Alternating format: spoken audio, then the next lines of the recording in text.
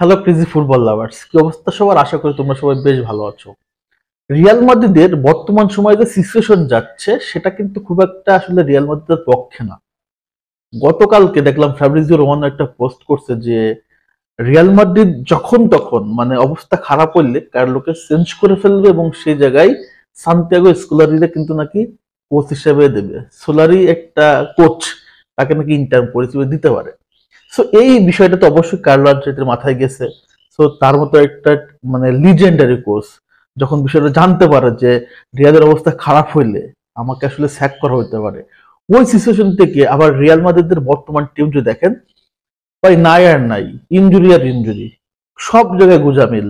গুজামিল দিয়ে এই টিমটাকে নিয়ে কিভাবে আসলে সে স্টেপ আপ করবে বা কিভাবে আগায় যাবে, এটা কিন্তু অনেকটা আসলে ধোঁয়াশা। তারপরেও কোচ কার্লো আনচেলত্তির সামনে ছিল বড় চ্যালেঞ্জ, কারণ বার্সেলোনা লাস্ট ম্যাচটা ড্র করে রিয়ালকে একটা সুযোগ তৈরি করে দিচ্ছে এবং সেই সুযোগটা লিজেন্ডের সাথে কিভাবে কাজে লাগাইতে হয় কার্লো আনচেলত্তি একদম পারফেক্টলি এক্সিকিউশন মাঠে দেখা দিচ্ছে।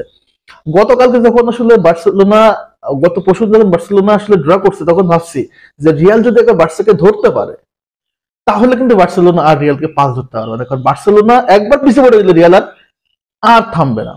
গতকালকে রিয়ালের যে স্কোয়াডটা দেখলাম, দেখার পর দেখলাম যে ফেদেরিকো ভালভার্দে হচ্ছে রাইট ব্যাক, তারপর হচ্ছে রাহুল অ্যাসেনসিও কাস্টিলার প্লেয়ার, অনলি রুডিগার ছাড়া সবাই কিন্তু আসলে তরুণ। ফ্রাঙ্ক গার্সিয়া, আপনি ফ্রাঙ্ক গার্সিয়াকে কি স্টার্টিং শুরু করাবে যদি ভালো সবাই থাকে দলে? এইটা হচ্ছে ডিফেন্স লাইন আপ। মিডফিল্ডও দুর্দান্ত ছিল, তবে আক্রমণ ছিল হচ্ছে ভিনিসিয়াস খেলছে হচ্ছে রাইট উইঙ্গে, লেফটে খেলছে হচ্ছে কিলিয়ান এমবাপ্পে। এটা হচ্ছে রিয়াল মাদ্রিদের গতকালকে স্কোয়াডটা ছিল বা একাদশটা ছিল। শুরু থেকে আসলে রিয়াল মাদ্রিদের ভঙ্গিতে, রিয়াল মাদ্রিদের ঢঙ্গে খেলছে আক্রমণাত্মক ফুটবল, প্রেসিং ফুটবল, এবং একটা জিনিস সবসময় রিয়াল ফলো করছে, মিডফিল্ড থেকে তাদেরকে লিজেন্সকে কোনোভাবে বল আসলে আক্রমণে নিতে দেয় নাই, বা টিও কর্তোয়া খুব একটা আসলে প্রেসারে পড়ে নাই, কারণ ওয়ান টার্গেট একটা শটও কিন্তু তারা লিজেন্স করতে পারে নাই। ডিফেন্স এবং মিডফিল্ড দুর্দান্ত করছে, এবং এই যে নতুন প্লেয়ার আপনার হচ্ছে এই যে অ্যাসেনসিও, রাউল অ্যাসেনসিওর কথা আপনাকে বলতে হবে।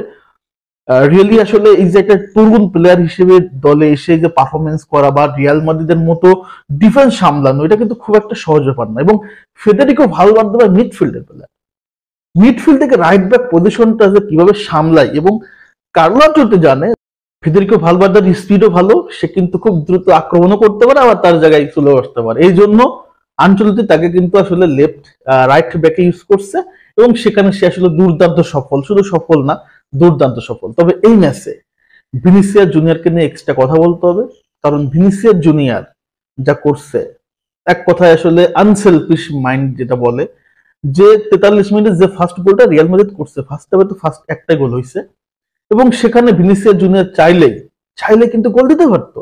এত চমৎকার একটা সুযোগ ছিল, হয়তো গোল না হতে পারতো বা হয়তো বা হতো, 80% গোলের সম্ভাবনা ছিল, আর 20% গোলকিপার সেভ করে দেয় বা বলটা বাইরে চলে যায়। সেখান থেকে সে বলটা ক্লিয়ান এমবাপ্পেকে বাড়াই দিছে, এমবাপ্পে যেন গোল করে, এমবাপ্পে যেন আসলে কনফিডেন্ট ব্যাক করে, এবং এটা হচ্ছে ফ্রেন্ডশিপ ভাই, এটা হচ্ছে দলের জন্য খেলা। ক্লিয়ান এমবাপ্পে তার ভিতরে আসলে যে জিনিসটা আছে, সে কিন্তু অনেক সময় নিজেই শর্ট করে ফেলে, সে কাউকে দেয় না, কিন্তু এই যে ভিনিসিয়াস জুনিয়রটাকে যে বলটা দিল, সে একদম সচক্ষে দেখলো যে ভিনিসিয়াস চাইলে গোল করতে পারতো, সেটা সে আমাকে দিছে। এই জিনিসগুলো থেকে আসলে কিন্তু এমবাপ্পে আসলে শিখবে যে কিভাবে আসলে মানে পাস করতে হয়, কিভাবে দলের জন্য খেলতে হয়। এই যে ভিনির কাছ থেকে কিন্তু এমবাপ্পের যথেষ্ট শিখার আছে।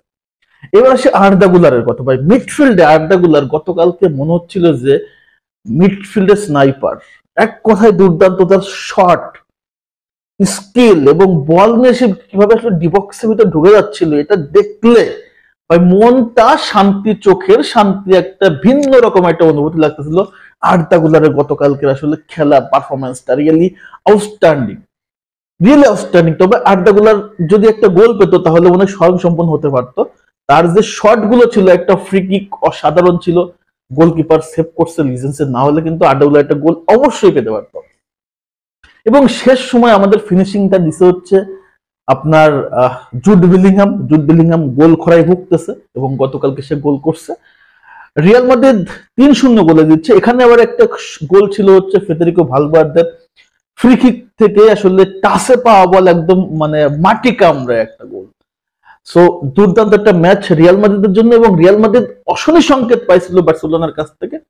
এই সুযোগটা রিয়াল মাদ্রিদ হাতছাড়া করে না এবং রিয়াল মাদ্রিদ খপাত করে ধরে ফেলছে। তো এই মুহূর্তে বার্সেলোনা রিয়াল মাদ্রিদ একটা ম্যাচ কম খেলে 4 পয়েন্ট পিছিয়ে আছে, এবং আরেকটা ম্যাচ যদি নেক্সট গেতাফের সাথে খেলা জিততে পারলে কিন্তু রিয়াল মাদ্রিদ বার্সেলোনার সাথে আর 1 পয়েন্ট গ্যাপ থাকবে।